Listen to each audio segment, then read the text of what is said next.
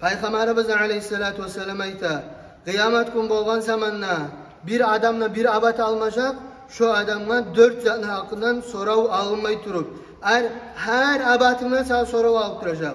An umrihi fima afnahu. Ömrünün hakkından soracak. Ne zatka yiberdin ömrünüdür. Allahu Teala aytacak. Men seni insan etip yarattım. Men sana akıl verdim. Yaxşını yamanını ayırmağa sebepleri verdim sana. Peygamberler giberip, kitaplar giberip, alimler giberip, mutaallimler giberip, nasihat eden adamlar vardı. Sen beni tanıdın, men barkenini bildin. Neçik ötkerdin ömrünü? Ne zat bilen ötkerdin ömrünü dep soracak. Ve an şebabihi fîmâ ablâhu.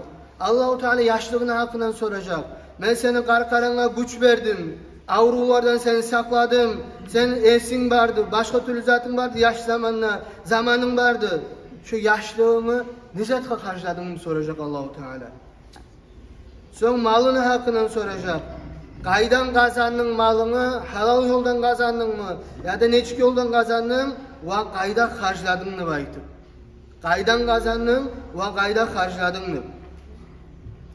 Manasız zatlara akçasını harcamak, ne dünyada fayda vermeyi, ne ahirette fayda vermeyi, şudat harama girip toktayın. Son ve an ilmihi mâzâ amile bihi, adam'a soracak özünü ilmusunu hakkından.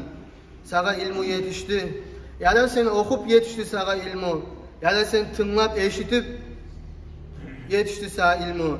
Sen Allah'ın dininden bilgen zatına göre neçik yaşadın, neçik yaşam kurdun, ne günahını toktattın, ne yakşı amalını başladın, Allah-u Teala şu anda soracak kıyamet günü bolgan zamanlar.